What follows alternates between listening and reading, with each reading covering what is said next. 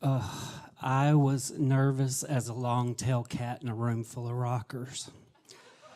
It was one day before I was to compete in the National Storytelling Slam. I couldn't believe I had made it in. I'm sitting with one of my best friends, John Horner, on his porch, looking out over the Great Smoky Mountains. I cannot wait to tell John my story. See, I had ran my story for coaches and friends and family, and they smiled and said, "That's really great." But I could tell it just wasn't landing. So I was so nervous to tell this story to John. See, John Horner is a lighting designer, and I'm a choreographer. And he and I had collaborated together for over 2 decades, I'd say. And in our work together, John was never a yes man. He always wanted me to find my light, literally and figuratively, and so I knew that John would tell me the truth. So I tell him my story, and then silence. Finally, he lights a cigarette, blows some smoke into the valley of that great Smoky Mountain view. And he says, "Why are you telling this story?" I'm like, "What?" See, I had looked on the National Storytelling Festival Slam page for their themes for about 4 years. And none of them really resonated with me. But this year, the theme was Revelation. This was back in October. And I knew that I could tell my story about how Dolly Parton became my spiritual guide. This revelation, as a young gay boy growing up in a small town in Kentucky, how she helped me to survive. So I told my story to John, and he asked me, "Why are you telling the story?" And I tell him about the revelation and how Dolly's songs taught me about love and kindness and acceptance. And he said, "Yeah, I get all that. But the heart of it is that she saved your queer ass."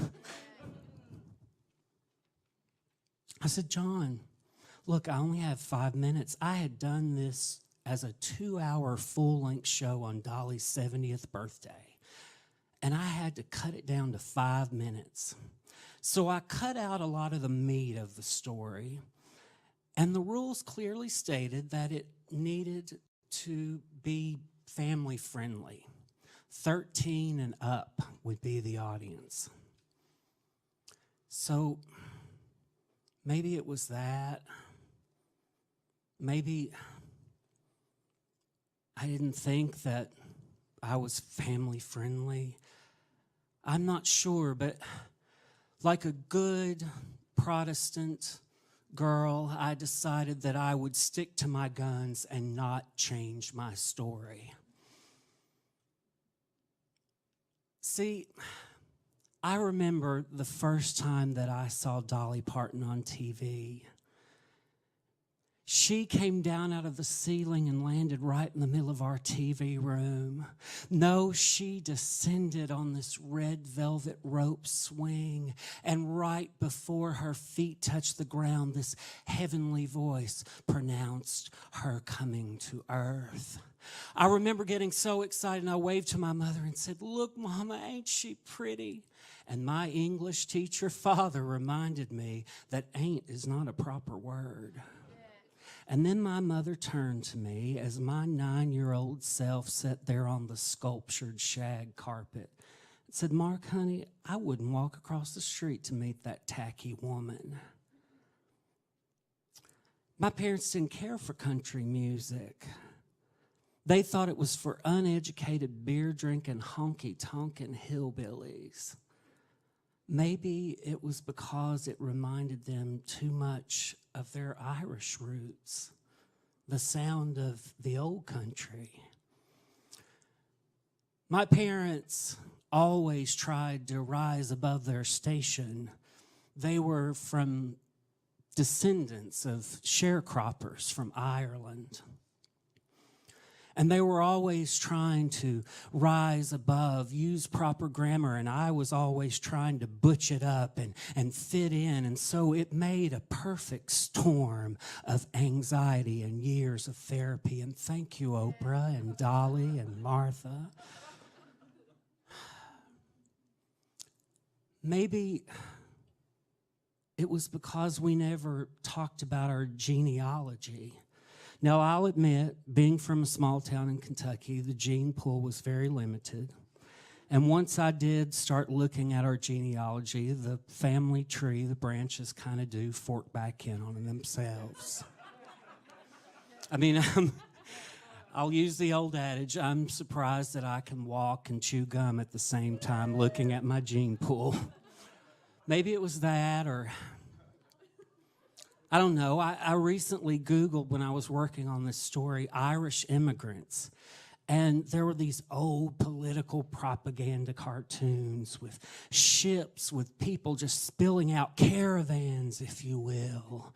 And they're painted or drawn like these, well, it's like a cross between a leprechaun, like a demonic leprechaun, and a monkey with their jaws jutting out. Yeah, a monkey, that old racist trope. And they're drunk and disease-ridden. Maybe it was that. Maybe it was generations of shame. And then it's the morning of the festival. And this fella named Nestor Gomez posts on Facebook that he has told a story that morning at the National Storytelling Festival. And he's standing on stage taking a selfie in this big white tent over his head with tons of white Southern people in front of him, hundreds. And Nestor had made a bold move. I always cry in my story, and I never know when it's going to come. We may be ashamed of where we come from, but my daddy told me it was okay to cry. And he made a bold move. He had a cute, humorous, funny story about stuttering in Spanish and coming to the United States. And on the way to the mic, he posts that he decides that he is going to talk about families being separated at the border. And it was brave.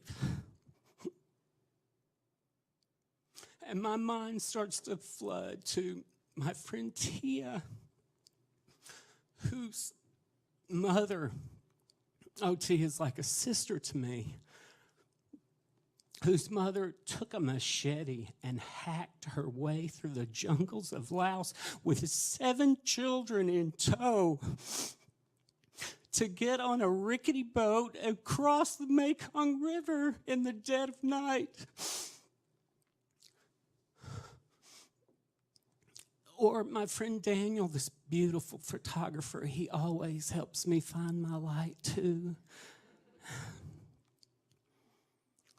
How he fled his village because gangs were threatened to kill him and his family, or my neighbors in Brooklyn who are from Yemen, and I can't seem to ask them how their family's doing back home.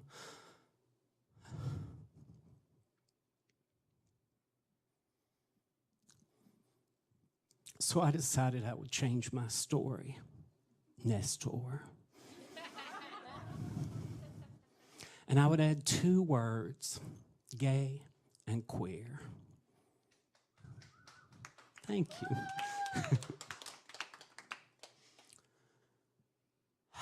So I messaged Nestor and I thank him. I never really met the guy. Raymond Christian, last year's Slam winner, said that I should meet Nestor, and we did a friend recommendation thing. And on the way to the Slam, I run into Nestor and his wife, and I get to thank him in person. Well, I want you all to know that he and his wife come and they sit next to me during the National Storytelling Slam competition. And they supported me, like so many of my immigrant friends. And even though my family might be ashamed of their heritage, how they support my odd self. And you all, I was a sweaty, hot, stinky, nervous mess. Poor Nestor kept patting me on the back and then flicking the sweat off. It was terrible. But I got up there and with a really shaky voice, I shared my truth.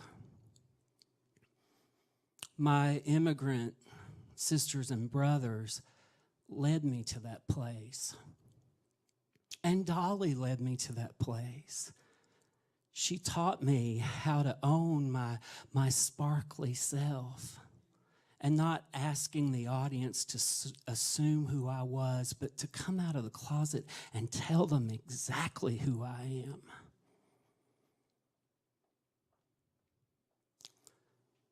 Nestor changed my life.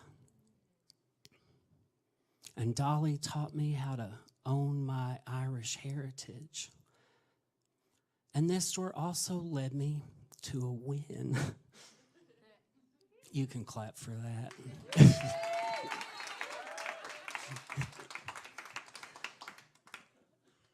And after it was over and the applause died down and the photo ops were taken and I collected the prize money, this older gentleman comes up to me. I'd say he's probably in his 70s, and he gives me a firm handshake and says, "Thank you for telling his story, our story." He said he'd been come to the National Storytelling Festival for years and years and years, and he had never felt fully represented. And I hugged him. And of course, we cried. And I reached up to flick a tear out of my eye, and I look over, and there is Nestor, standing in the bulb light of that white tent. And he was beaming. Thank you.